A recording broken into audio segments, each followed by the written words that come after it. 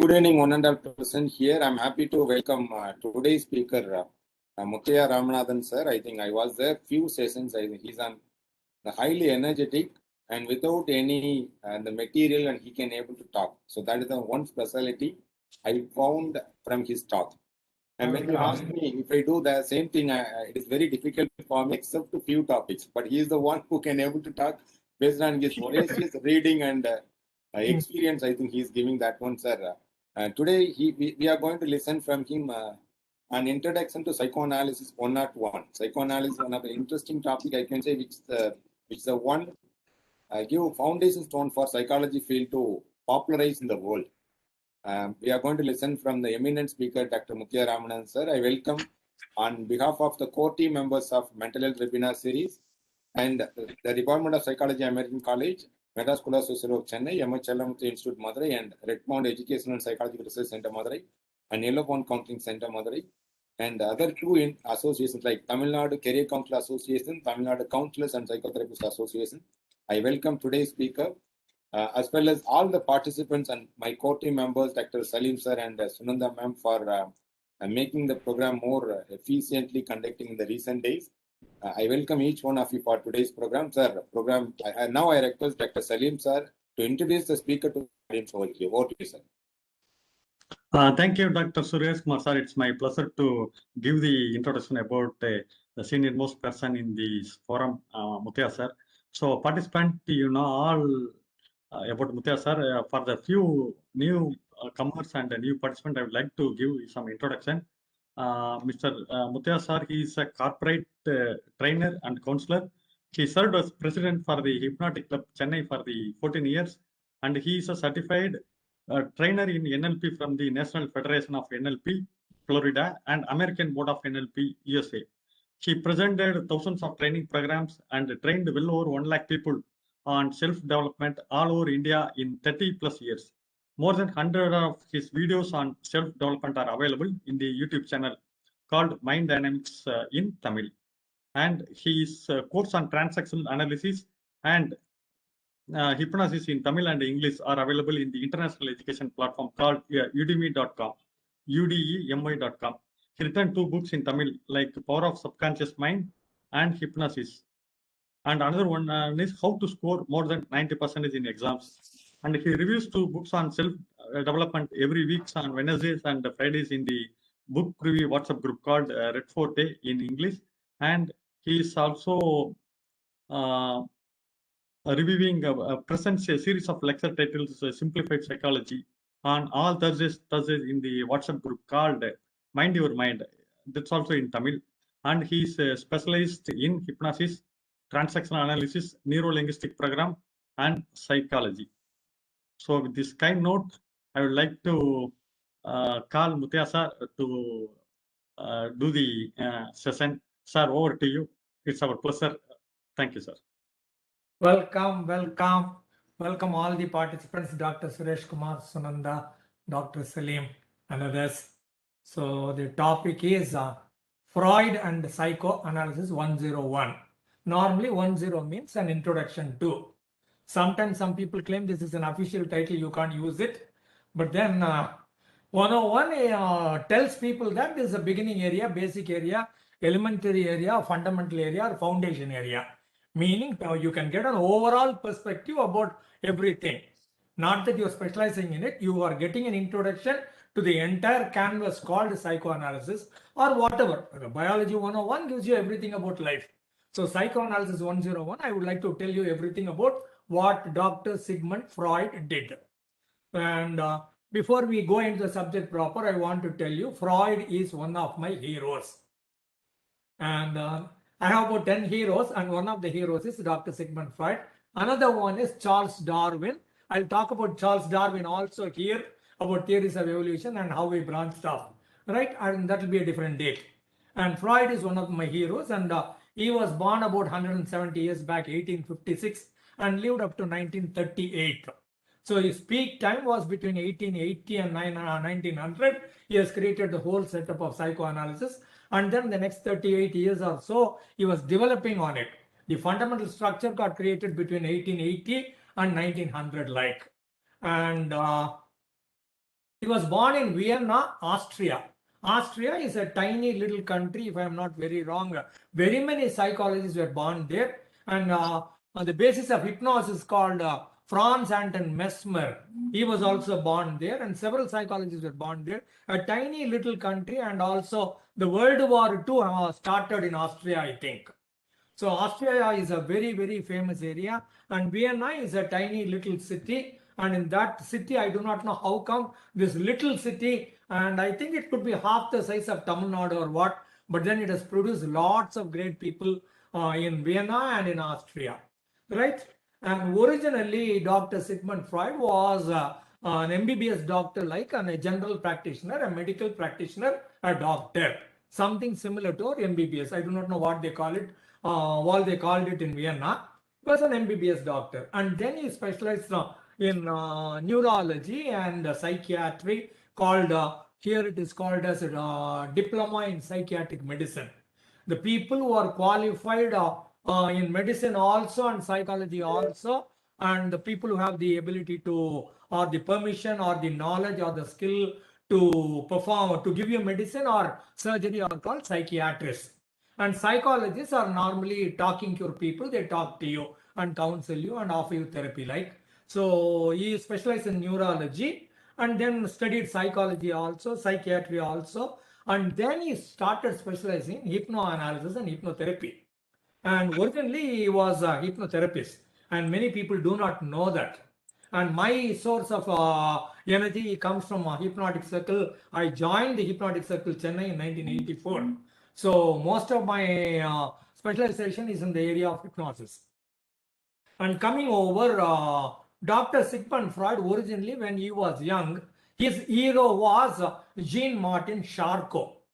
Jean, Jean, Martin, Martin, Charcot, Charcot, Jean-Martin Charcot. And he was a great hypnotist.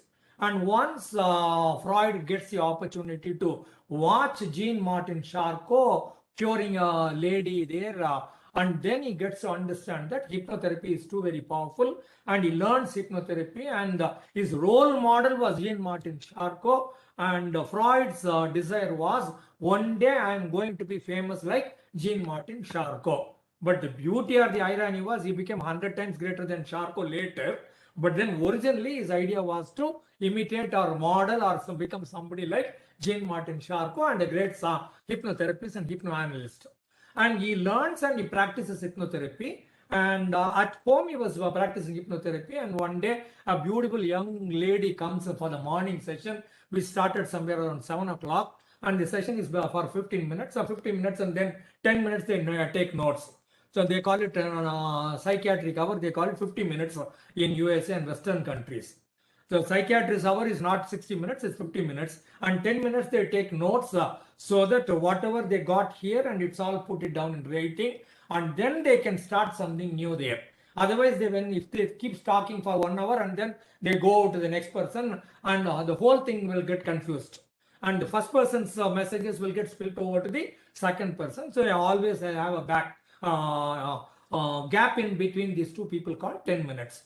So he hypnotizes the girl, and he gives her a relaxation, and he gives her visualization processes. He gives her positive post-hypnotic suggestions and affirmations. And then at the end of it, by the time he starts the hypnosis process, normally the therapist puts on a light, a red light outside.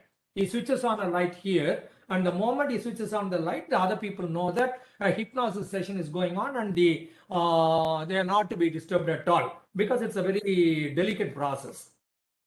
So he completes the whole process, 1, 2, and 3, open your eyes and come back. And this lady opens her eyes and she finds it so very happy, and all her problems disappeared, and she felt so very energetic. In her excitement, she came rushing over to Freud and then hugged him and kissed him. And Freud said, 1, 2, and 3, open your eyes, and he switched off the light. And there was a servant maid waiting outside in order to clean up the room. The moment the red light got put up, the lady entered in, and this young lady came over, hugged Freud and kissed him. And Freud was put to a lot of embarrassment, and he took a decision. Next time if I put on a light, what will other people think? And they think they will always, I'm always having some mischief with some girl inside, and my name is at stake, my honor is at stake. And he said, I am stopping hypnotherapy and I'm going to start something new. And then he went over to psychoanalysis. All these details are available in a book called Dr. David Waxman. Dr. David Waxman, and Clinical and Medical Hypnosis is the title of the book. It's all there, right? Coming over. And because he stopped hypnoanalysis and he went over to psychoanalysis, the entire world is talking about psychoanalysis. If in case he did not start psychoanalysis, the whole world will still be talking about hypnoanalysis and hypnotherapy only. A great loss for hypnosis and a great gain for psychology. Right? Coming over. All the collected works of Freud, if you take it up, they will occupy more than 5,000 pages. I think it's available in the internet. 5,000 pages of collected works of Dr. Sigmund Freud. And Dr. Sigmund Freud is the father of modern psychology. But then by and large, most people call him as father of psychoanalysis only. There I have a disagreement. And people say it was Wilhelm Wundt and Fechner who are the people who created experiments and lab. And I think Wilhelm Wundt called himself as the first psychologist, and he created the psychological lab. I am saying, if somebody is called as a father of psychology, then everyone must be knowing him because he is the father. No, when nobody knows you as the father, how can you claim yourself to be a father? And people call him as father. There I have a disagreement. If Mahatma Gandhi is the father of India, then well, every Indian knows Mahatma Gandhi Gandhi through a media or some such. That way, nobody to my knowledge, other than the psychologists, no one else knows Wilhelm Wundt or Fechner. And so the man who popularized psychology in the minds of the entire world, it's Freud. And so Freud is the father of modern psychology from my point of view. And all popular surveys and all those things also say it's only Freud and not Wilhelm Wundt. Coming over. Lots of areas. Even if you discover something or invent something or innovate something or improve upon something, then you are called a genius. But then Freud has given us lots and lots of unknown dimensions, and he has done intensive research in all these areas also and made them available to the public also at large in the world. 150 years back I'm talking about. And they are psychosexual development, components of personality, and the ego, superego, unconscious mind. He was the one who popularized the term called unconscious mind and made it available to people. Libido, drive, eros, thanatos, transference, counter-transference, ego defenses, resistance, projection, denial, dream analysis, repression, and Freudian slip, and free association, talking cure, Oedipus complex, Electra complex, psychosexual development. All these things were given to us by Freud, and the more and more we get to study, the more and more we wonder how come when this single person was able to do research on all these areas and give it to all of us also, right? So we will go one after the other and all these terminologies. And by and large, I tell you, people come to a psychologist for counseling or a psychotherapy, like whatever therapy. There are bare minimum, there are 20 top level therapies available.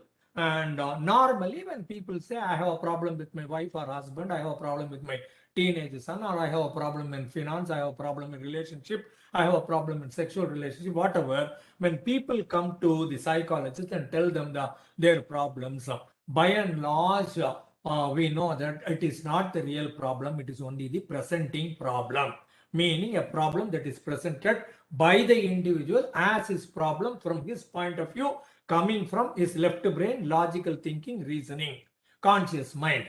But that is not the actual problem. It's only the presenting problem. That is what he thinks consciously, it is his problem. But deep inside, something else is in the problem. It is in the emotional area, feeling area, right brain area, subconscious area. And it has got nothing to do with reasoning at all. It has not got nothing to do with thoughts at all. the thoughts and reasoning out and logical thinking will not be able to solve all these problems because they are deeply stuck in the area called emotions or feelings.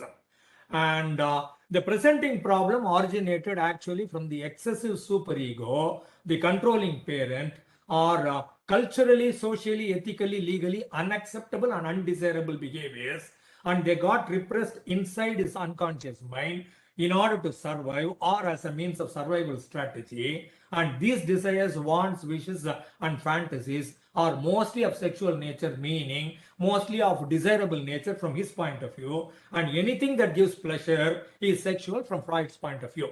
I'll come again slowly. The presenting problem originated from excessive control. Excessive controlling parent or the superego or the morality principle telling him what not to do. Rather than telling him what to do, the focus is more on what not to do, and they are mostly given to you by means of socially, ethically, legally, culturally acceptable behaviors or desirable behaviors, but then they are unacceptable or undesirable from your point of view. You desire them, you want them, you wish them, you like them, but from the point of view of other people, culturally, ethically, legally, it is not acceptable or desirable, and hence your unconscious mind, in order to protect you, automatically suppresses the information, which is not actually suppression, because without your awareness it gets suppressed, and that is the reason why it's called repression. If you know an information and you are not divulging it to other people or revealing it to other people, then it is called suppression. If your unconscious mind wants to protect you by not letting you know, by keeping it dormant, lying inside, recorded, embedded underneath, then it is called repression. So the repressed problem is the one which is causing the problem. Now, all repressed problems, the Dr. Freud jovially used to say, all unexpressed feelings are repressed feelings.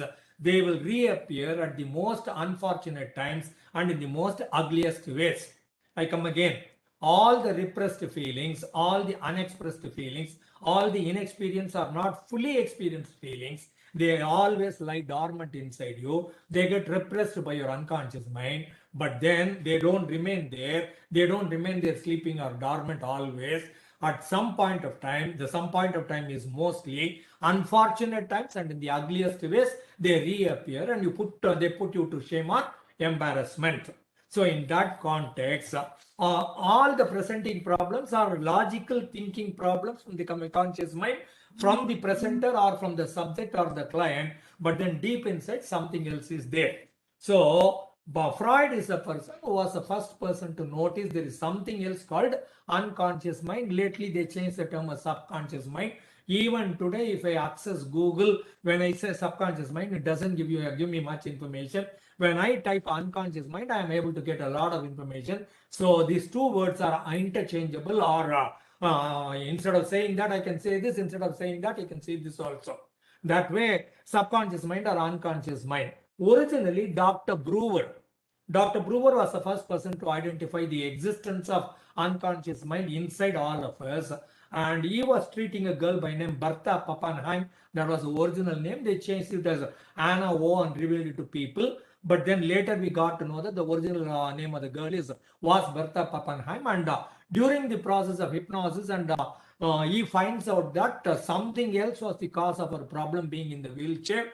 And then he lets her know that you don't have to punish yourself feeling guilty that you killed your daddy, because you did not kill your daddy. Whatever you thought as you killing daddy was actually a dream. It never happened. So you don't have to punish you anymore. You don't have to stay in the wheelchair anymore. And she was in the wheelchair for 15 years. Anna O, as a 10 years old girl, something went wrong. Her daddy died, and she thought, I killed my daddy, and she wanted to punish herself. In order to punish herself, she was in the wheelchair.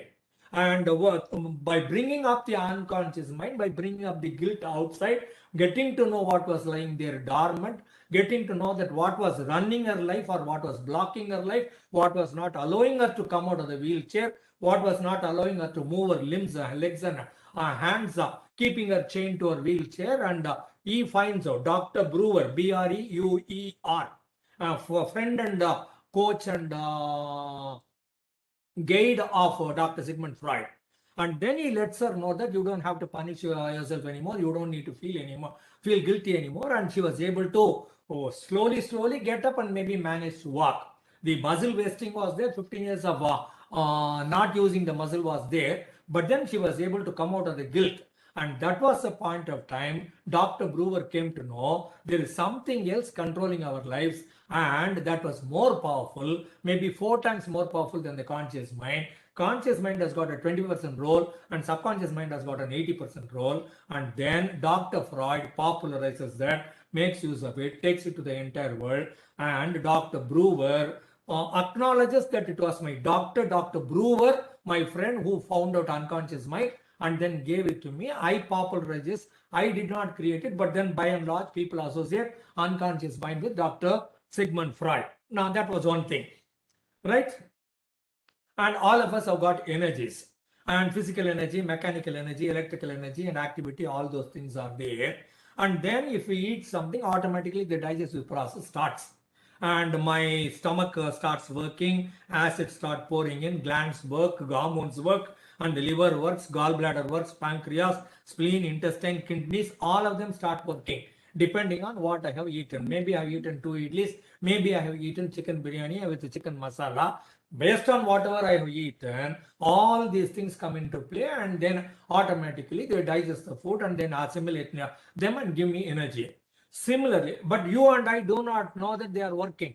I do not know my gallbladder is working, my spleen is working, my pancreas is working, my small intestine and large intestine are working. I do not know. I simply ate, that's it. And then they give me energy, that's all I know. Similarly, whatever happens in your life, your unconscious mind picks up all those things, and then like gallbladder, spleen, pancreas and all those things, and the unconscious mind has got a lot of processes. Making use of all these lots of processes, your unconscious mind finds out what needs to be done in a given context using the thought process, using the feeling process, and what action process needs to be taken such that you are able to solve the problem on hand or achieve the goal that you want to have, right? So just like the digestive system taken care of by the autonomic system, automatically the unconscious mind also takes over your autonomic system and runs your life. So by and large, you and I were born in an area called mummy daddy home, and mummy daddy home is, I tell you, and people think it is the safest place for children to be brought up. I tell you, no. For the child, it is a very hostile ground, a dangerous place, and everyone was a giant walking around 5 feet tall, 6 feet tall, 50 kg, 80 kg, and they were able to take care of themselves and do whatever they want, and they have the ability to punish me or withdraw what I like, or will not smile at me or will not talk to me, and they are overpowering, dominating, controlling, which I do not like, which I did not like. But then it so happens I really wanted something. Only by doing what mummy likes, only by doing what daddy likes, I was able to survive in this hostile jungle called home or mummy daddy university. I got educated in the mummy daddy university, and in 5 years time I learned everything that I need to learn for the rest of my lifetime. In 5 years, 0 to 5 years, I learned everything in mummy daddy university, and I started putting them into action, where whatever emotion was permitted, I did. Whatever emotions was blocked or prohibited, I refrained from them, I moved away from them, I did not use them. So I was made into somebody which mummy daddy wanted, which I originally did not want.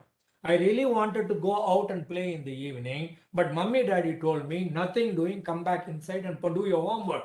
So I hated doing homework, but then I did homework. When I did homework, mummy daddy appreciated me. I liked my appreciation that I got from my mummy daddy. There is another part of me which really wanted to play, and which was shut up, which was blocked, which was put down, which was prohibited. So there is always a conflict. I really want to play one angle. I want to get appreciation from my mummy daddy another angle. In the process, in order to survive, I sacrificed my desires. I did whatever mummy daddy told me, and there was always a conflict inside me. I really want to do something, but the society does not permit me. In the name of manners, culture, demeanor, pleasing personality, smiling man, and very docile, giving in, obedient, நான் கிழிச்ச கோட்டை தாண்ட மாட்டான், சொன்ன பேச்ச கேட்பான், ரொம்ப நல்ல புள்ள, அடக்க ஒடுக்கமான புள்ளை. So he wanted to listen to this appreciation also, but deep inside he wanted to rebel, go out and play, jump from the top of the terrace also. So there was always a conflict, and the conflict arises because something was coming naturally from you in TA language called free child, and something that is in the name of culture or pleasing personality, manners and all those things, your mummy daddy prohibited, and we were always living in this conflict. And coming over to Freud here, I tell you, Freud calls them as psychic energies or components of personality. What are the components of personality? My thoughts, my feelings, and my actions. By and large, people say thought, feeling, and action. So that is the reason why I am giving it to you in the same sequence. But actually, feelings originated first. The baby felt pain in the process of coming out of his or her mummy's womb. And then the baby felt highly uncomfortable because everything was bright. The baby was uncomfortable because the baby was picked up upside down and hit on the bottom, and the umbilical cord was cut, and the baby was asked to breathe all by himself, all by herself. So everything started with the pain. Everything started with the brutal, raw feeling only. So feeling started first. And anytime mummy hugged you, you felt comfortable and glad. Again, it became another emotion. In order to get that, what do I need to do? Your thought process came by. Your thought process was limited to getting your mummy satisfied or daddy satisfied or your survival only. So feelings were more important. Feelings came first. In order to satisfy these feelings, your thoughts came by, and your thoughts told you, do this and do that, and then only you will be able to get something. So the action process came by. Feeling came first, and thoughts came in order to fulfill the feeling, and thoughts told you to take an action or behavior, and in the behavior you went to school, you listened to your teacher, you did homework, you liked it, you hated it, you liked your teacher, you hated your teacher, you did whatever was asked you to, you were asked to do. But then the feeling was there. I didn't like my teacher, I like my teacher. I don't like my subject, I like my subject. So all these things are oriented only with your feelings, and your thought process suppressed all those things and made you get along wherever you did not like. And then the action came by. So feeling came first, thoughts came next to fulfill the feeling, and actions came next in order to fulfill the feeling. Right? Come again. And Freud talks about three principles. One is called Eid or pleasure principle. The next one is called superego or morality principle. And the third one is called ego or reality principle. And Eid is the raw, uncensored, unorganized, selfish feeling. It wants immediate gratification, joy, pleasure, and all those things. It is unconnected to reality. It is regardless of consequences. It wants what it wants. It is uncivilized. It is a drive. It is an urge. It is a craving. It's a tundudal or very also. Tanyada dagam, very also. And it's a wish fulfilling fantasy. Mostly it could be sexual also, and it could be a sexual drive also.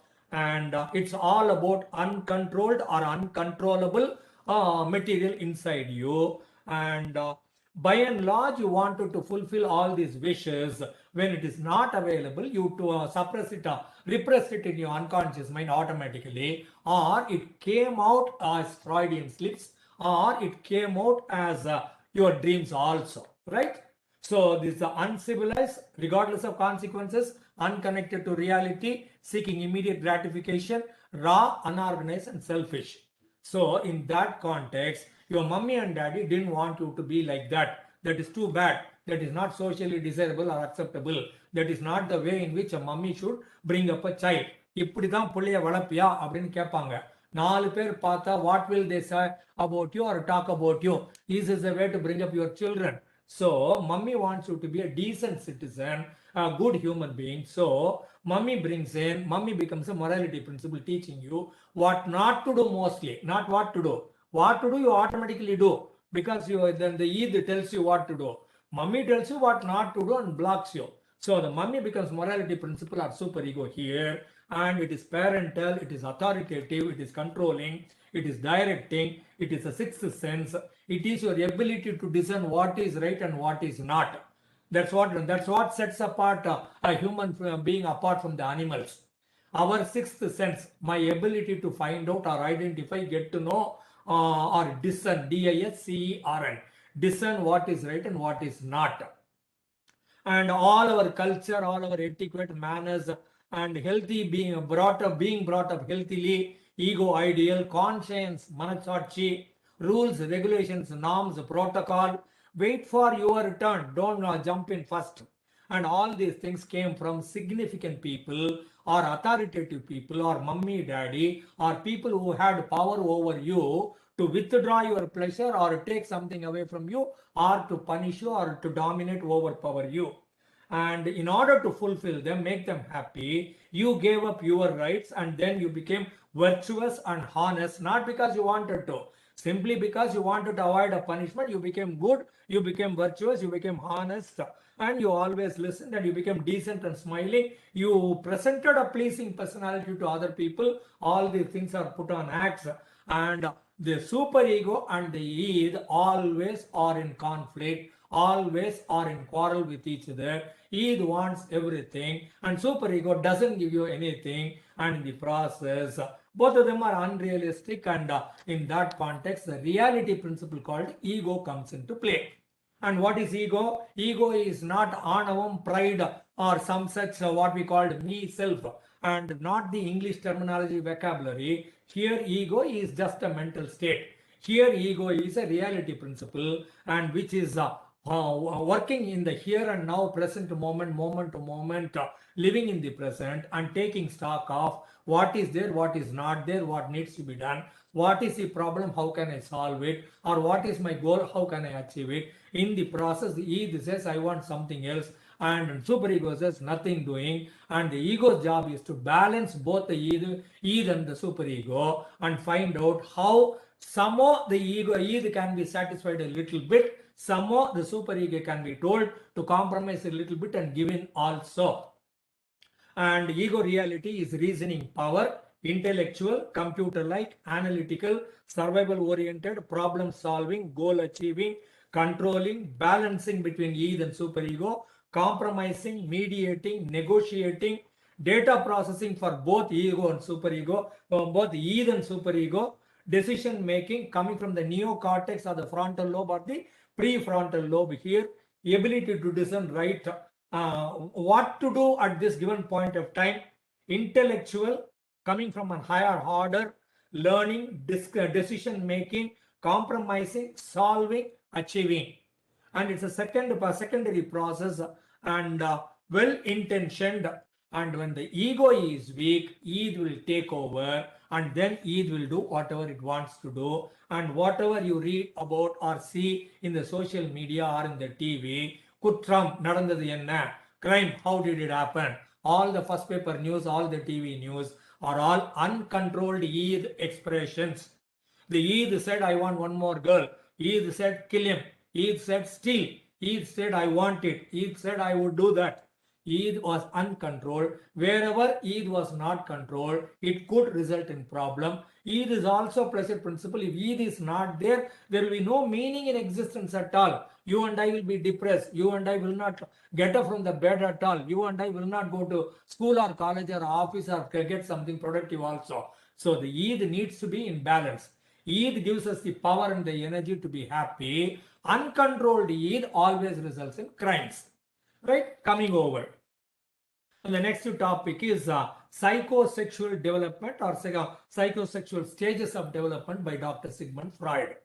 And 0 to 5 years is very, very important in hypnotherapy also, in psychotherapy also, psychoanalysis also, transactional also, neurolinguistic programming also. By the time you are 5 years old, you learned everything that you wanted to learn. At no other 5 years term, you have learned so much. When you were born on 0 years, when you were delivered 0 years, you were a tabula rasa, tabula-rasa. Tabula rasa meaning a clean slate, a white slate, meaning whatever can be written there because everything is available there with a blank slate. You and I were a blank slate. Everything the child learned in about 5 years time, motor skills, some thinking skills, a lot of survival techniques and emotions and what to do, what not to do, all those things it learned. Not much of thinking process, but by and large, it learned a lot. Right? How to move about, how to get along, how to get what it wants, how to get along with friends, how to play, how not to play, how to go to school, how to get along with teachers, how to go home or do homework and all those things. The child learned everything, right? 0 to 5 years. Psychosexual development also focuses more attention on 0 to 5 years, but then there are 5 stages. The first stage is the oral stage, 0 to 1 year. And 0 to 1 year, the child experiences mummy is there and mummy gives milk. And the baby knows how to identify the breast and the nipple, how to suckle from mummy such that I get sweet milk and that will be nourishing. That is something I want, that is needed for my survival also. The baby knows that. Mummy need not have to teach. So when the mummy takes it to her breast, baby automatically goes to the nipple and then suckles and then it gets milk, right? So in that context, everything started with oral. And the baby, by the time the baby is 3 months old, turns over, and 6 months old, it sits down and crawls over. And by the time the baby picks up anything and everything in the floor and puts it in the mouth, because putting anything in the mouth gives me satisfaction.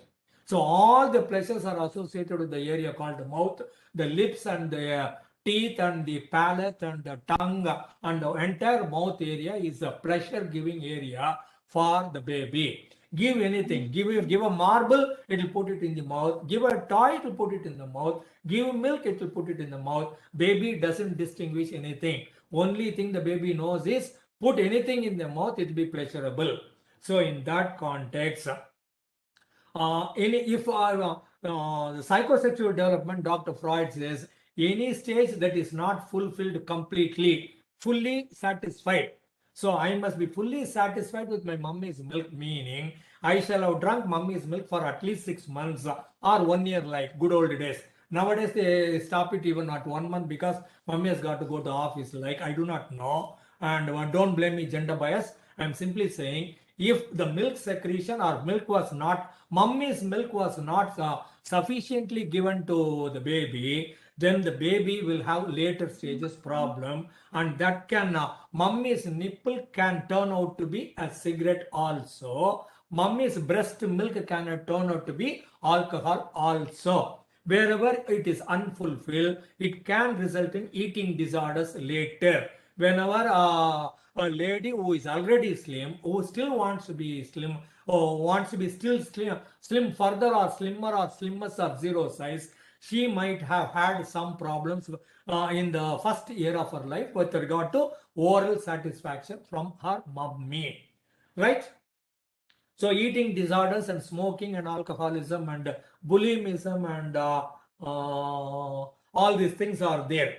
Or people eat more and then they vomit it out also, right? These are all problems related with incomplete oral stage, 0 to 1 years. And then comes 2 to 3 years, like it's called anal area. Meaning that's the time mummy starts toilet training the baby. This is not the place to urinate, or this is not the place to pass your motion. And then mummy is unhappy. Mummy has got a frown face. Either mummy expresses it to the baby or she keeps a frown face. Baby somehow understands this is something mummy doesn't like and this I shall not do. But then the baby lacks control over her muscles, and the baby, boy or a girl, they will urinate and they will pass more motion wherever they are, and that becomes an uncomfortable situation. And the baby understands that I am creating an uncomfortable situation around me. And in the process also, mummy has got to train, potty training they call it.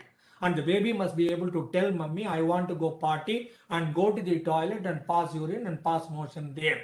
And when urine is something baby can immediately tell mummy, and then easy to clean up also. But passing motion everywhere, that becomes a difficult process. In the process, mummy is unhappy. Mummy wants baby to tell mummy, this is what I want, this is what I need, please help me out. But the baby doesn't know how to tell mummy, or baby doesn't lacks control.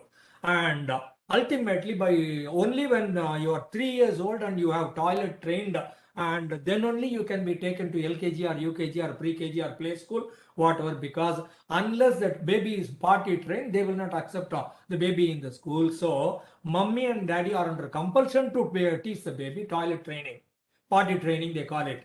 And whenever they want to go out, mummy tells the baby, baby, you please pass motions, and then we can happily go out for a vacation or go to friend's place or go anywhere out, go to a movie or whatever. And the baby realizes that so far I was getting unconditional love from mummy. Now suddenly a condition is being made upon me and mummy is asking me to do something, and if I do that and then mummy will take me out, I lose my power. If I don't pass motion, if I don't pass urine, if I control it, mummy will be always be begging me, be asking me, please. Then I get power, and then I understand conditional love is something I don't like. I want unconditional love. If you place a condition, I will also place a condition on you. Keep begging me, keep requesting me, and I hold the power with me. I'll be able to blackmail you. And when the baby learns to hold, and baby understands that I have some power over mummy,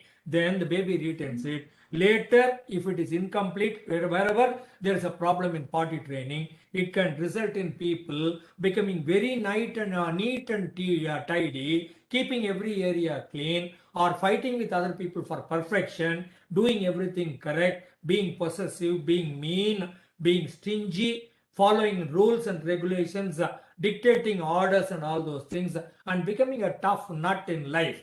Right? All these things can be a result of anal area pleasure and unconditional conditional love given by mummy daddy. Suddenly switched over from unconditional.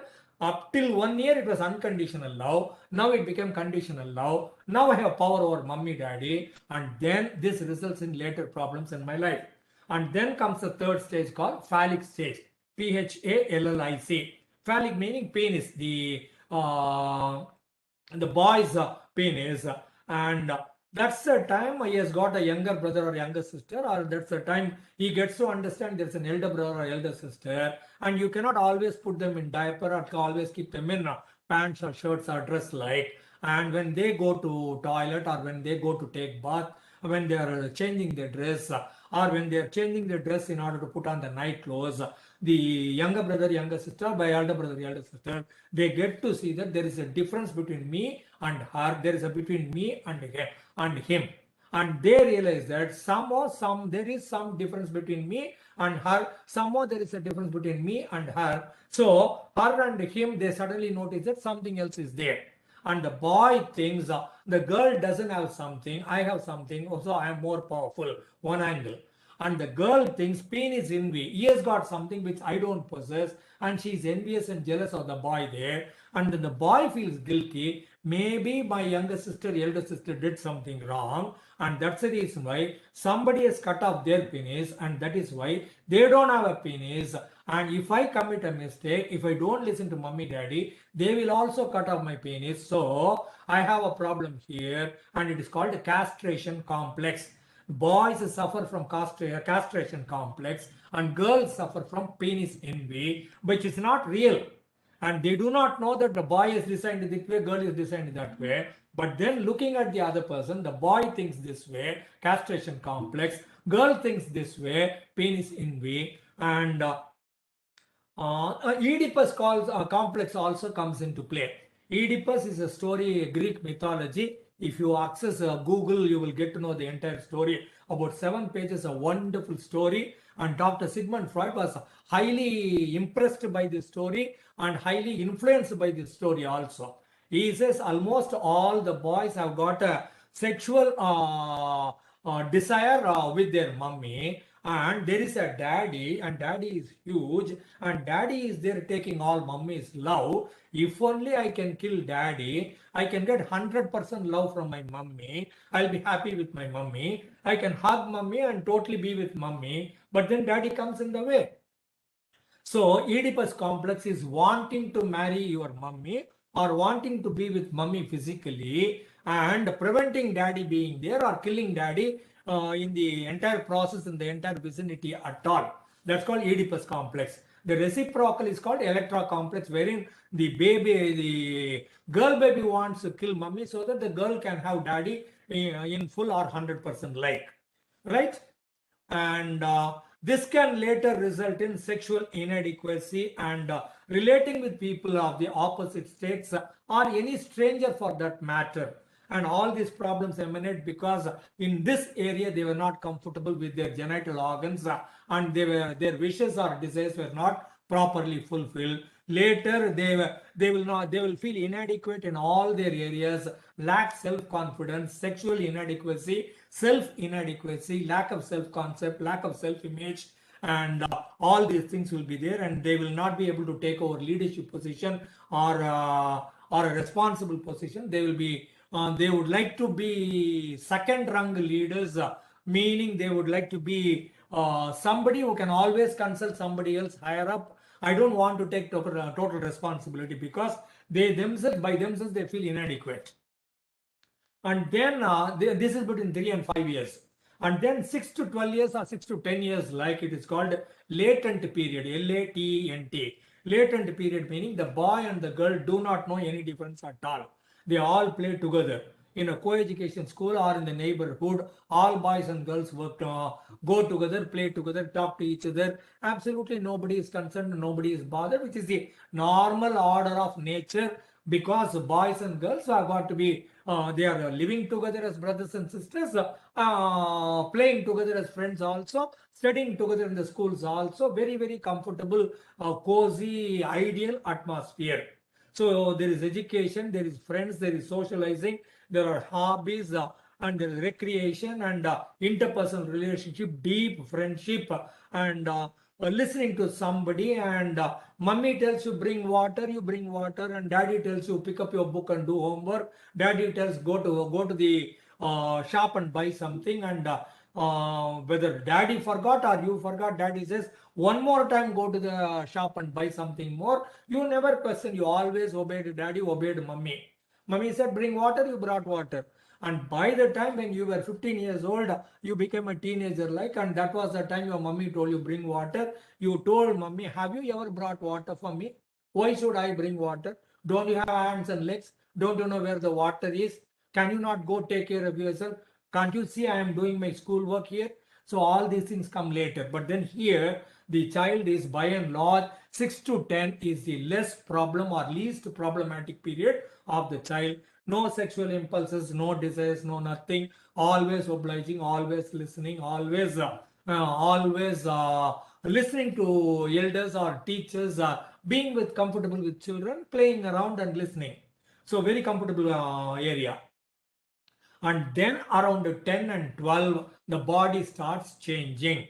The girl child become matures, and then the breast starts developing, and she starts her menses and periods, and the breast comes out here this way, and the hip becomes gets enlarged a little this way in order to take the hold the baby, because the lady has got to carry the baby, no, so the hip expands, and then the in between the area between the chest and the waist, the area called hip, that goes inside, that's called toning, T-A-W-N-I-N-G, toning.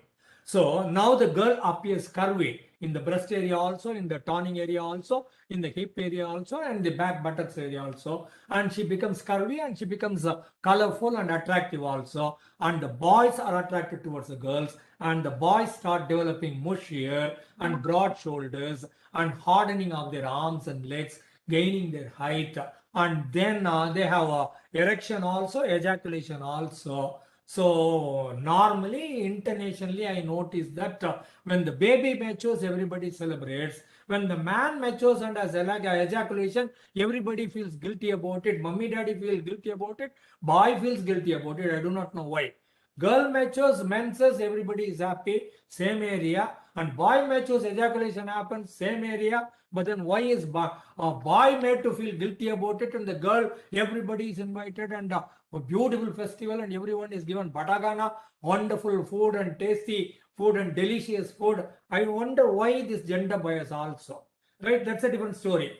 Physical changes happen, hormonal changes happen, they break free from the adults, and they are more oriented with their friends, peer pressure, and friends become my Google, friends become my gods. Whatever I want, I consult only my friends. I move away from mummy, move away from daddy. I don't like them. I don't want to go home. I always want to go to school, be with friends. I want always go to be in the playground, only to sleep, only to eat. I want to come back home. I am moving from dependence to independence. And I don't mind being scolded. I don't mind taking a risk. I don't mind being beaten up, because mummy always scolds, daddy always beats. Who cares? So if she's going to beat, let her beat. If he's going to scold, let him scold. The boy doesn't bother. Risk-taking activity and getting into running buses, getting down from running trains, driving your two-wheeler or cycle pretty fast, making fun of mummy, daddy, making fun of teachers, making fun of authority people, making fun of policemen also. All risky behaviors happen in this area. That was the starting point. So this is psychosexual development. At any point of time, any stage is not complete. Any stage is not fully experienced or fully satisfied or fully satiated, fully contented. They will always bounce back at a different point of time, making you feel highly uncomfortable in the presence of others. That's what Freud says. Right? Coming over. Another dimension is called libido, Libido. Libido is energy, psychic energy or physical energy, and it is mostly oriented to survival instinct and sexual instinct. It is also creativity. It is also a reservoir of all your unconscious primal energy. Reservoir of unconscious primal energy. And it is also part of the id, the driving force or the craving for all our behaviors.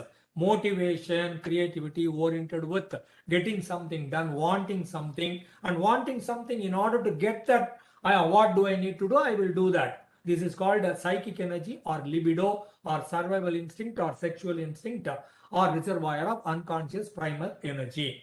Another dimension is called eros, E-R-O-S. I think in Tiruvanmiyur or Adayar we had a movie theater called Eros. And such a nice name, people didn't know the meaning of it.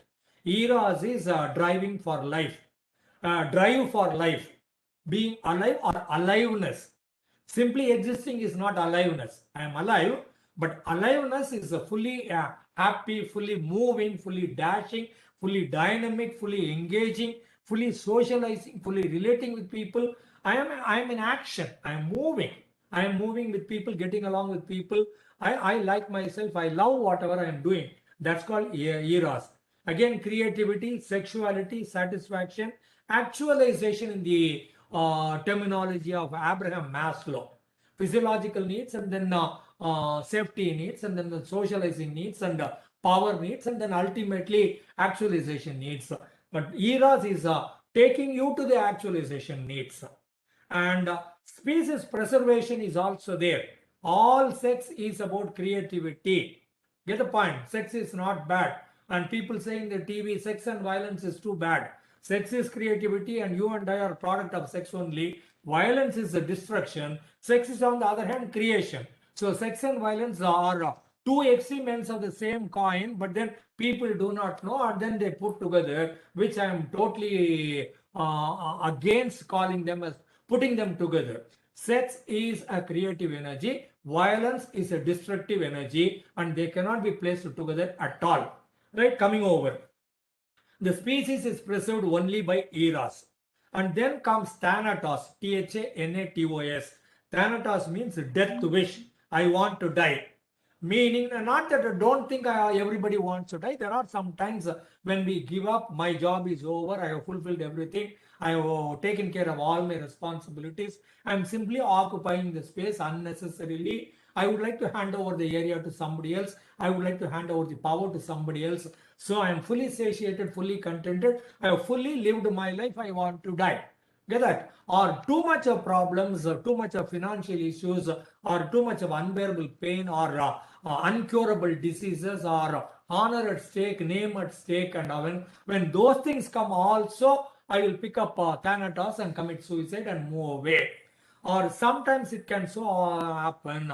Thanatos is me killing myself, suicide meaning myself, or it can be expressed as aggression against other people, violence against other people, crime against other people, crime against the society. I become a psychopath, I become a sociopath, I kill people, I mutilate people, I hurt people. Then that's also Thanatos, because I know if I hurt other people, I'll be put in jail or I could be hanged. If I kill other people, every killer, every murderer knows if I get caught, I'll be hanged or I'll be imprisoned for the rest of my life. And that is also Thanatos, wanting to become a criminal, wanting to go do a crime or harm against people or the society at large. That is also Thanatos. If I hurt myself, it is called suicide, or if I hurt other people, it's called aggression. But either way, it is the energy called Thanatos energy. Right, and people who pick up Z category and cats, they call them cats, they call them commandos, they call them black cats, or army people, fire service people, and bungee jumping people, parachute jumping people, whitewater drafting people, and Bear Grylls, man in the wild. All these people, race car driving, race motorcycle driving, and all these people may have Thanatos, because if I am driving my car at 200, I may get killed. If I am a commando, if I am in the military, I can get killed. All these people have picked up a job which does not guarantee coming back home by 5 o'clock, 6 o'clock. Do you understand? So Thanatos can also be reflecting in your job, in the nature of your job also. You've chosen to become a commando, you've chosen to work in the fire station, you've chosen to defend the country in the military, but deep inside I tell you, unconsciously, your Thanatos tells you, pick up a job wherein you can die any moment. But then if you are in the military, everyone will appreciate you. If you are in the fire station, everyone will appreciate you. If I become a sociopath also, it is Thanatos. If I become a psychopath also, it is Thanatos. If I drive the car fast also, it is Thanatos. So, Thanatos can be expressed in very many ways. Right? And then comes Freudian slip. Meaning, I wanted to say something, but then I was saying something else, and I think I made a mistake in my communication, in my talking or in my writing. But then Freud says, whatever you said at that point of time was the real one, was the secretive one, was the reserved one, was the censored one, was the unexpressed one, which somehow slipped through your mouth at the inappropriate time and exposed to you and conveyed to the other people. This was your true desire or a true want or true wish. To give you some examples, one or two, it's called unintentional error, or revealing your subconscious feelings or the real feelings, and secret thoughts and feelings are getting revealed here in the Freudian slip. Actually, there was a meeting going on and the entire office is there and the managing director is sitting there. I am a junior level officer or a middle level officer and I am not in good terms with the managing director. But then here managing director is sitting in the dais. I am here to welcome the managing director to give a talk. I am the one initiating the program. So I came there, I came to the mic and then I said, I welcome all of you here and now I request our damaging director to come and address all of us. I really wanted to say managing director. No, I really wanted to say damaging director. But then what other people wanted me to say is managing director, but then I got exposed. But then I immediately say sorry, and everybody agrees to it. So he made a mistake. No, I really wanted to call him damaging director and that slipped through my tongue. Another area, இதே தமிழ்ல சொன்னோம்னா நிர்வாக இயக்குனர் அவர்களே அப்படின்னு சொல்லியிருக்கணும். நம்ம என்ன சொல்றோம், நிர்வாண இயக்குனர் அவர்களே அப்படின்னு ஆரம்பிப்பான். அப்புறம் சாரி சார், தப்பு சார், சார் மன்னிச்சுங்க சார், நிர்வாக இயக்குனர் அவர்களே அப்படின்வான். The same thing, it slipped through. கலைஞானி அவர்களே அப்படின்னு வரவேற்கணும். He was an actor. அவர் பெரிய ஆள், கலைஞானி அப்படின்னு சொல்லணும். களவாணி அவர்களே அப்படின்னு ஆரம்பிப்பான். களவாணின்னா திருட்டு பையன் அர்த்தம், பர்க்லர், ராபர், தீஃப்னு அர்த்தம். கலைஞானின்னு சொன்னீங்கன்னா டாப் கிளாஸ் ஆர்டிஸ்ட்னு அர்த்தம். He said, instead of saying கலைஞானி, he says களவாணி அவர்களே. மன்னிச்சுக்கப்பா சார், தெரியும் சொல்லிட்டேன் sir. It's all Freudian slip. Deep inside, you really wanted to say Kalavani only, damaging directory only, Nirvana Yekanar only, right? And defense mechanism. We have lots of defense mechanism to protect ourselves. Defense doesn't mean military only. Defense means my ideological area also cannot be damaged. Not only my body, my emotions, my thoughts and my feelings and my actions my deep inside my psyche, my mind shall also be, shall not be damaged. So I am protecting myself. And some of the defenses are pathological defenses, immature defenses, neurotic defenses, and mature defenses. So there are some realistic anxiety, there are some moral anxiety, there are some neurotic anxiety. In order to manage these anxieties and these four defenses, we created a lot of defense mechanism inside ourselves to protect ourselves physically and psychologically. And all these defense mechanisms normally all healthy people use. But then the intensity with which you use them, the inappropriate way in which we use them, then they become a problem for us. So all of us need some defenses in order to protect ourselves because we want to live. But then it so happens some problems come up. So as I told you earlier, repression is me putting myself, my all unacceptable or undesirable desire, socially unacceptable, socially not okay desires, all these things I put inside and repress them, and sometime or other they come up. But then in that particular area, by repressing them, I suppress. If people ask for a volunteer to give a public speaking, and if I had a fateful experience when I was in first standard, I was not able to recite the rhyme Twinkle Twinkle Little Star. Now my subconscious mind says, when you were 5, you did not recite Twinkle Twinkle Little Star properly, and you got into a problem, you were put to shame. Now, don't give your name, run away from the area where people are asking you to give a public speaking talk. So this is a repression is protecting me. And another area is called displacement.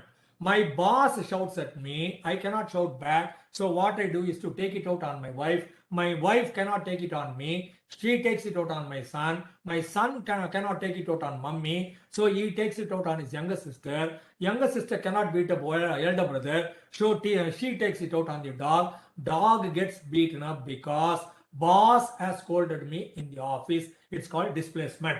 There are very many defense mechanisms that we are using, and the names are undoing, Pava Parigaram. சாமிக்கு ஏதாவது ஒன்று பண்ணோம்னா பாவ பரிகாரம் பண்ணோம்னா நம்ம தப்புக்கு appeasement கில்ட்டுக்கு appeasement பண்ணோம்னா then I am all right. That's called undoing. Sublimation, I transfer my energy to someplace else. Because I had some other instinct, I put it all down in writing as a poet or as a creative writer or as a novelist. And compensation is whenever I felt insulted in some area, I will overdo in some other area. Rationalization is I give you rationalize in order to justify my position and maintain that this is all right. Right? So these are some of the areas that I used in order to protect myself.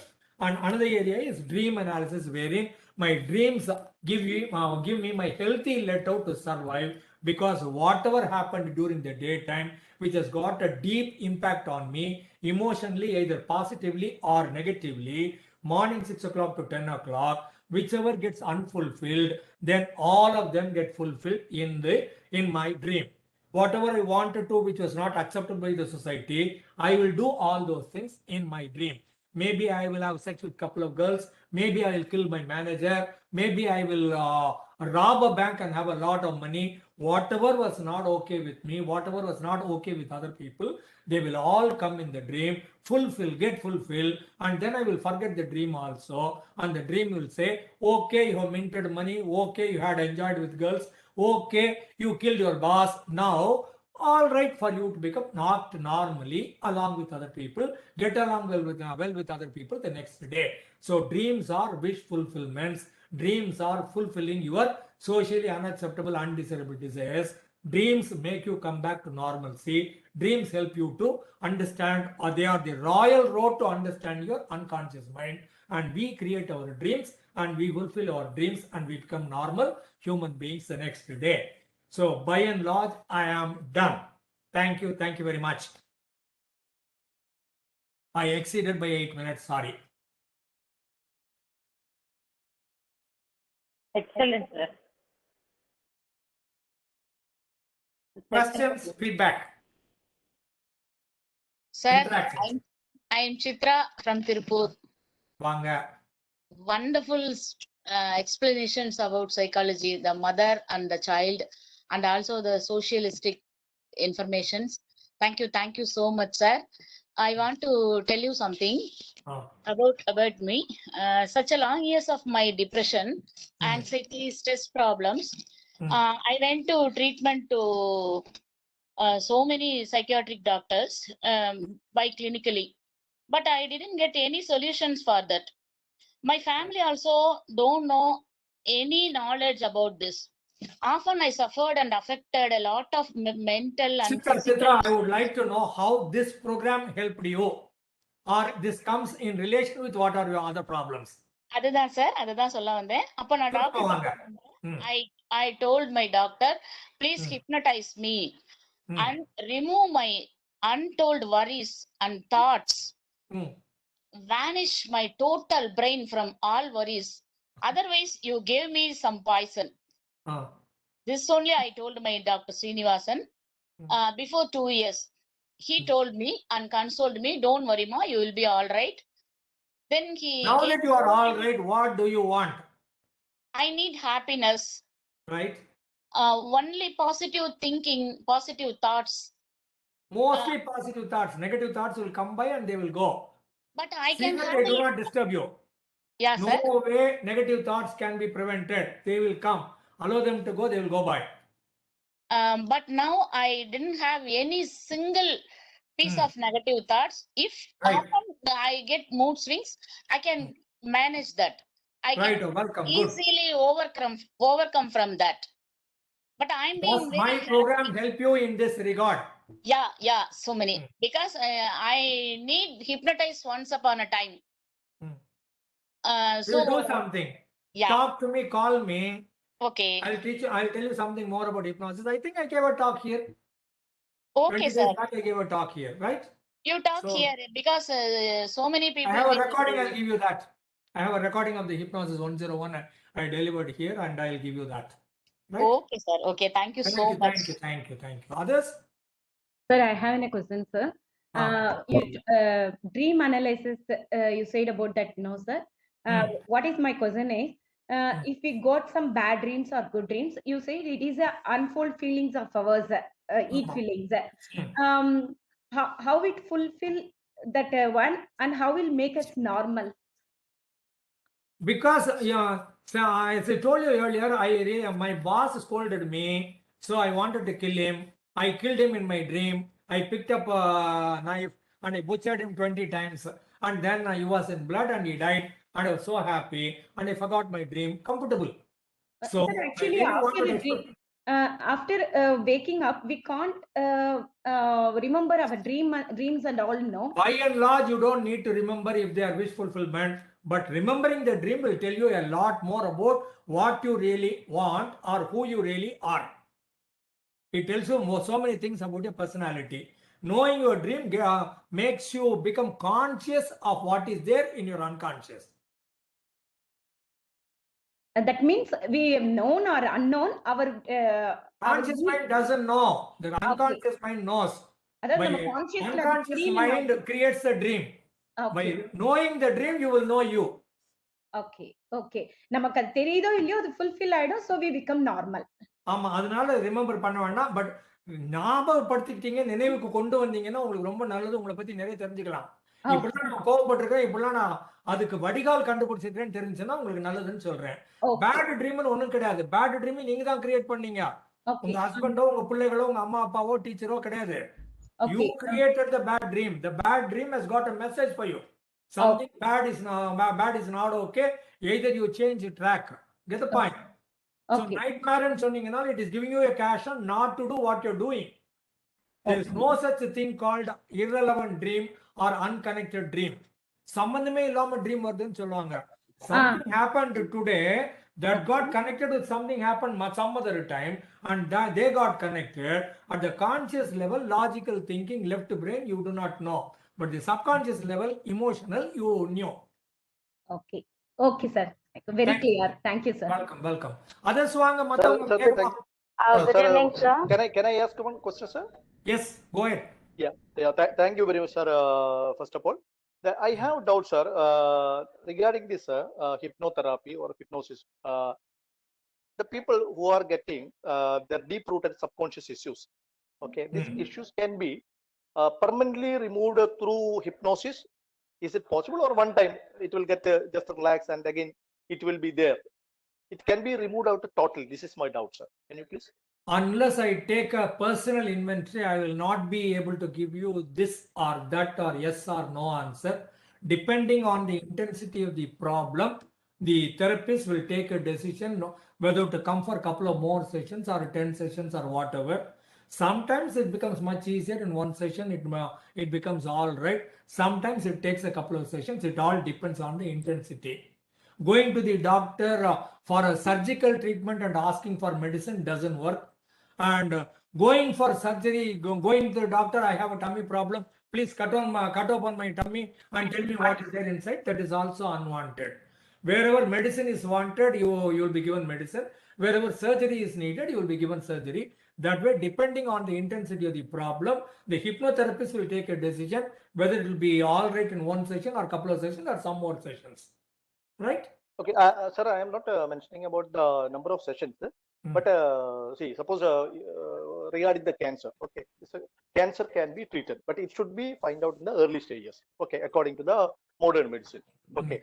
So like that means whether it will be curable or the things whatever it is there in the subconscious mind, it will be totally reprogrammed, okay, it will be removed out. Number of sessions, let it be, no issue, but it will be okay or not. That this is my doubt. I am saying cancer is because of misguided cells. Where they should not grow, they are growing. Meaning the unconscious mind knows I can grow only up to 5.5 feet and nothing beyond. My teeth can grow only up to this and nothing beyond. The trees and the plants can grow whichever way they want. But human beings have got certain limitations. So wherever it is growing beyond the limit and it will occupy the space that ought to be occupied by the lungs or the heart or the intestines or the stomach, and that will cause a problem.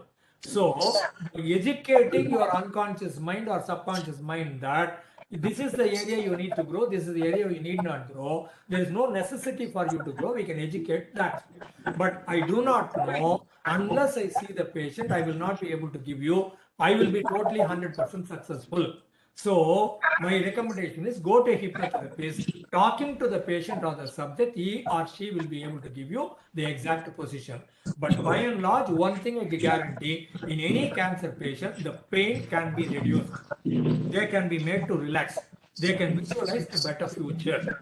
There is a person by name Carl Simonton, C-A-R-L, Carl Simon, S-I-M-O-N-T-O-N, Kyle Simonton. He was the one specializing in cancer area, and then he says hypnosis and relaxation are the best remedies for cancer treatment at an advanced level. And he takes them all to a hill resort, and then he tells them, if you want to drink one full bottle of whiskey, start from the morning. After all, you're going to die. Advanced cancer, you're going to die. Come there, come to Darjeeling or Mussoorie or Kodaikanal or Ooty, start drinking from morning, and if it is paining, take 250 mg, and if it doesn't work, take 500 mg, and if it doesn't work, take one more tablet, take 2 tablets, take tablet 1 hour, every 1 hour, after all you're going to die. And he was treating people saying that whatever you want to be happy about, go ahead and do it, because people said you're going to die. Enjoy your life and die. If you want to smoke, smoke 100 cigarettes. If you want to drink, drink full bottle. If you want to take bath in donkey's milk, take bath in donkey's milk. We will supply 100 liters of donkey's milk. He gave whatever people wanted, and the irony or the beauty is 20% of the people's cancer got cured. People who were told advanced cancer, you are given up. And rule number 1 in cancer is, if you are happy, you will not get cancer. Find out from those people what they are unhappy about. If you are happy about your life, you will not get cancer. And whatever apparatus your nature gave you, if you use them properly, you will not get cancer. If the breast is not used by the lady is likely to have breast cancer or uterus cancer.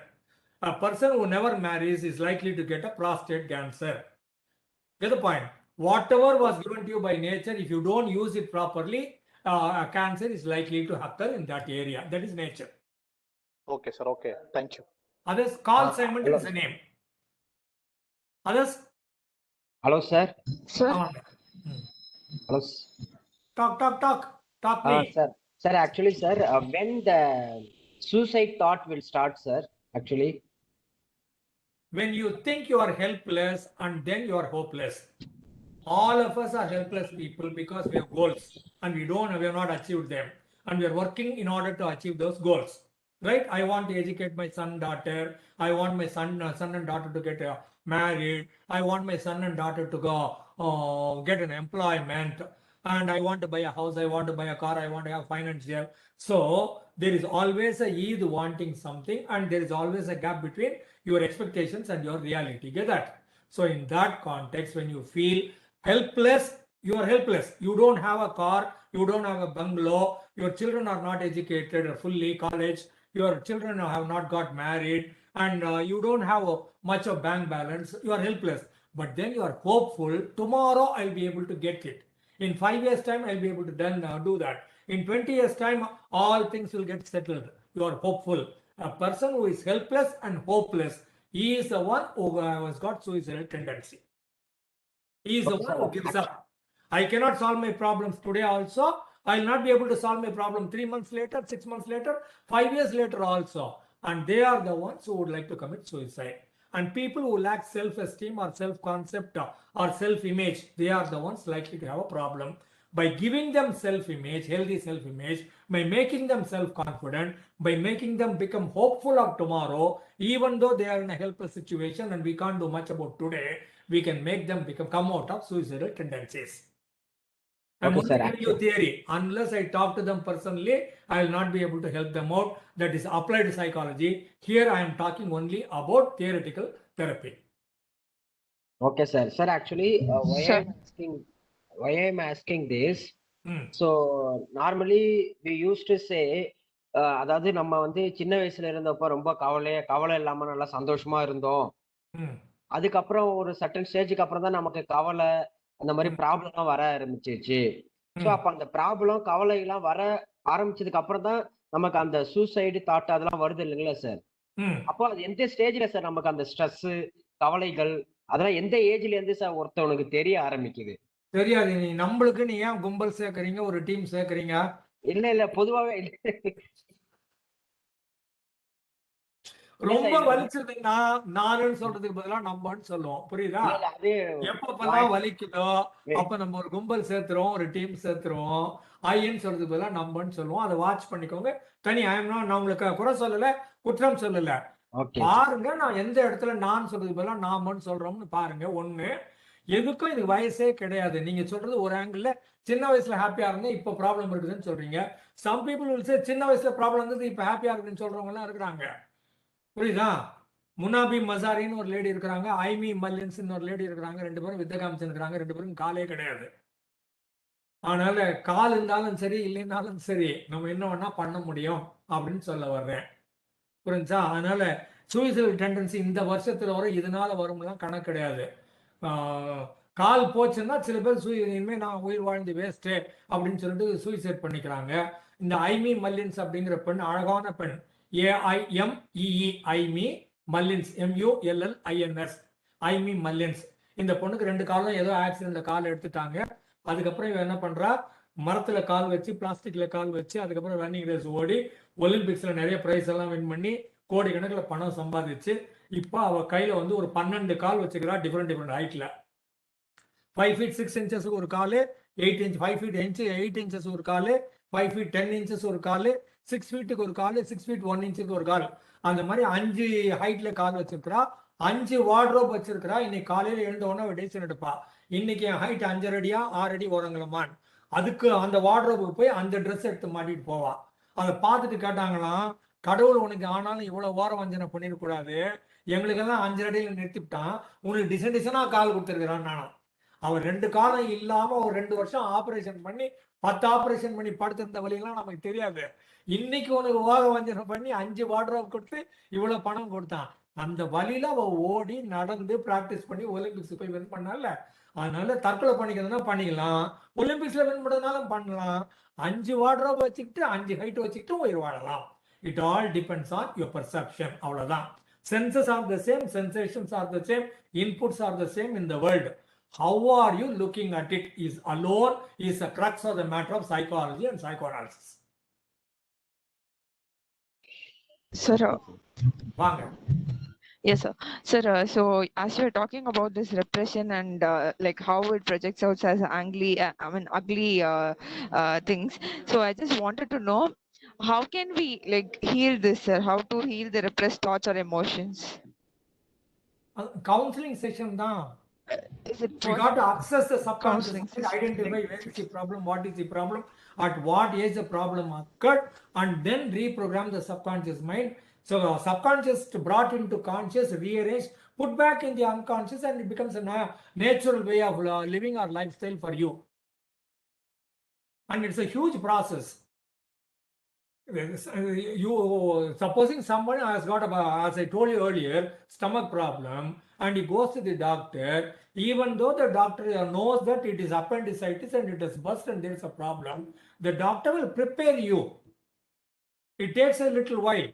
Pulse, BP, breathing, and all those tests, and then they will have some anesthetists behind around, and they will have some more medicines around. They will have nurses around, and they will prepare you. For a heart attack also, they will prepare you. Get that? So surgery cannot be done immediately. When people come to us for hypnotherapy and tell me when is my problem, make me 5 years old and then find out the problem. It takes minimum 2 or 3 sessions to go for age regression. I need to understand what is their problem, take an inventory, talk to them at their level, make them understand, rapport building, trust, and then only I can go into age regression.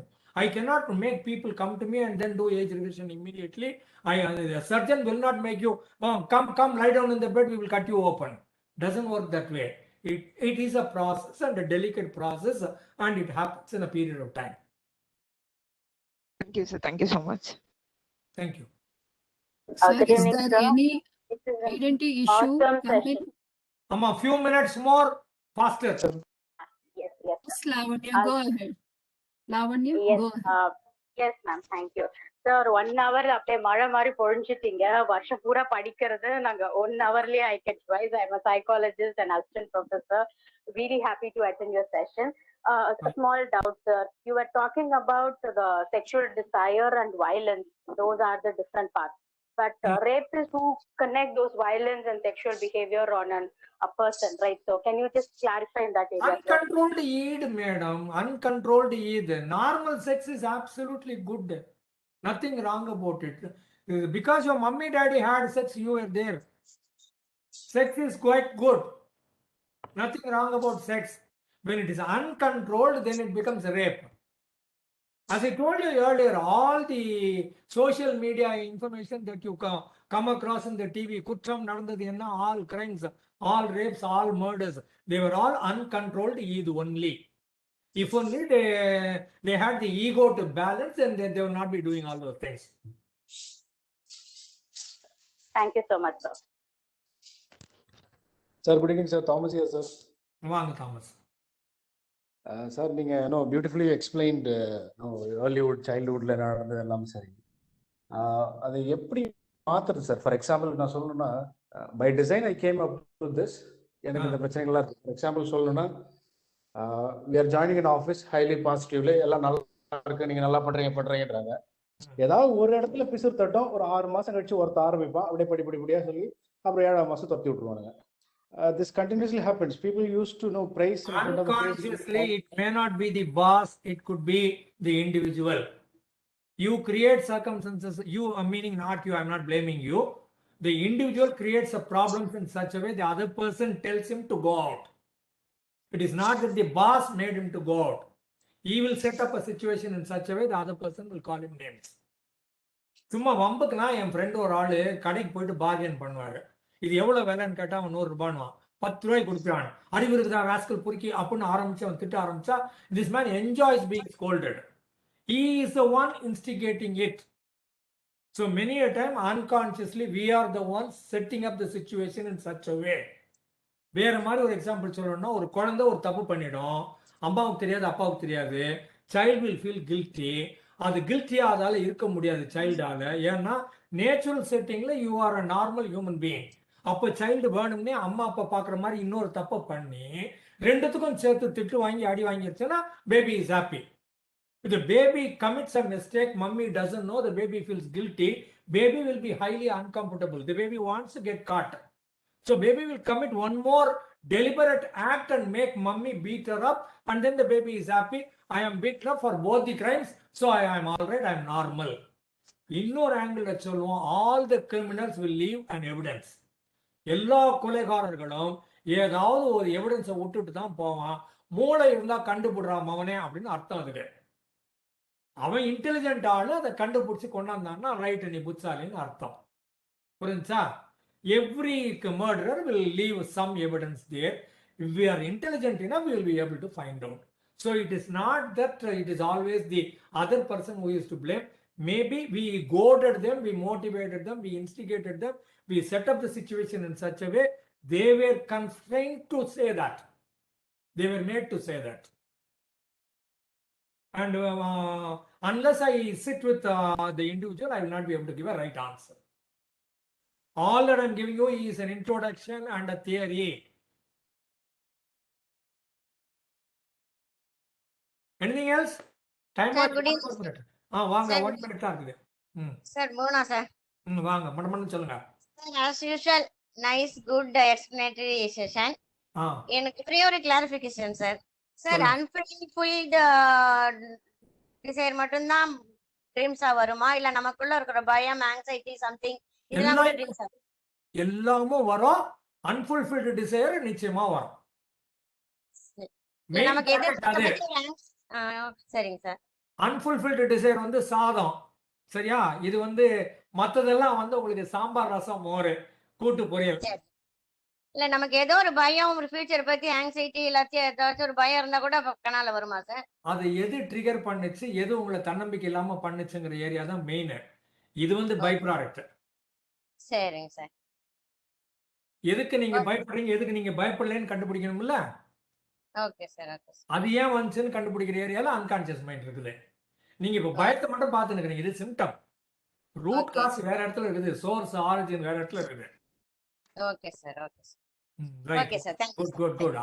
மற்றவங்க anything else இல்ல close பண்ணிக்கலாமா? ராமு ராமு ராமு வாங்க. பன்னீரா? ஆமா. வாங்க, மடமடன்னு சொல்லுங்க. ஒரே ஒரு கேள்வி. ஒரு ஃபேமஸ் சைக்காலஜிஸ்ட், நம்ம வந்து ஹிப்னாட்டிக் சர்க்கிள்ல கூட மெம்பரா இருந்தவர், பேர் எனக்கு மறந்து போச்சு. அவர் சொன்ன தகவல் வந்து doctor Sigmund Freud's death was not normal, he committed suicide. Am I right? அது சூசைடுன்னு சொல்ல முடியாது.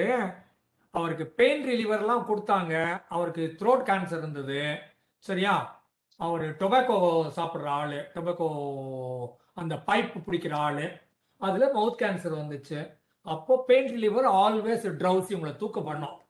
இவர் என்ன சொன்னாரு, நான் தூங்குனா வேலை பார்க்க முடியாது, எனக்கு மிச்சம் இருக்கிற நாளுக்குள்ள I would like to write a lot, அதனால I will continue to remain in பெயின்னு சொல்லிட்டு he was in pain and he continued writing. அது ஒரு லெவல் தாண்டி போற போது he said he refused to take any more medicine and he said I am dying, and he died. It was not suicide. சூசைட்னா நீங்க poison ஒன்று சாப்பிட்டு துப்பாக்கியால சுட்டுட்டு இதுல தூக்கல மாட்டி தொங்கி இல்ல ட்ரெயின் முன்னால போய் விழுந்தா அதுக்கு பேர் deliberate suicide. He deliberately took a decision, I will not take any more medicine, enough is enough, I have written lot. 5000 பக்கத்துக்கு மேல எழுதி விட்டாரு, எல்லாம் சொல்லி கொடுத்துட்டாரு. Complete life is complete. He lived completely, fully satisfied man. He refused to take some medicines and he died. This cannot be called a suicide. Okay, his wife was also, her death also like this? இல்ல, எனக்கு தெரிஞ்சு இல்ல. எனக்கு தெரிஞ்சு hypnotic circle member தான். ரெண்டு பேருடைய willful death அந்த மாதிரி ஆங்கிள் தான் அவர் என்ன சொன்னாரு. அதெல்லாம் இல்ல இல்ல, to my knowledge no. Okay, நன்றி, சூப்பர், அருமையான ஒரு செஷன் இன்னைக்கு. மகிழ்ச்சி. ஒரே அடிஷன் ஒன்று சொல்லுவாங்க, கூடவே சிஸ்டர் இல்ல மின்னா அப்படின்னு இருந்தாங்க. MINNA, மின்னா, ஒய்ஃபோட தங்க. அவங்களுக்கு ஏதோ கல்யாணம் அரேஞ்ச் பண்ணாங்க, ட்ராப் அவுட் ஆயிடுச்சுன்னு நினைக்கிறேன். And then she was living with Freud and Freud's wife. அக்கா ஹஸ்பண்ட் 5 குழந்தைங்கன்னு நினைக்கிறேன். She was living with them. and the entire life she lived with them. But sexual relationship இருந்த மாதிரி evidences ஒண்ணு கூட கிடையாது. That lady lived with them, sister-in-law lived with them, and இவங்க கூட எல்லா இடத்துலையும் ஃப்ராய்டுக்கு படிக்கிறதுக்கு ரிசர்ச் ஒர்க்குக்கு அவங்க ஹெல்ப் பண்ணியிருக்கிறாங்க. பேர் மின்னா, MINNA மின்னா. செக்ஷுவல் கனோட்டேஷன்ஸுக்கு எவிடன்ஸஸே கிடையாது. சரியா? அடிஷனல் தகவல் ஒய்ஃபை பத்தி கேட்டதுனால அடிஷனல் சிஸ்டர்ல தகவல் சொன்னேன். Good evening, Muthaiya sir. Shrikuti this side. Sir, it is really a wonderful session, and it's like after my master's, it's after a long time I'm hearing a session on Freud, and it is really great. And you were able to, like, it is very difficult to say in an hour, but you covered almost all the topics, and it was really good. And I would like to say that there is a movie called Freud, The Secret Passion. It is a movie in 1962.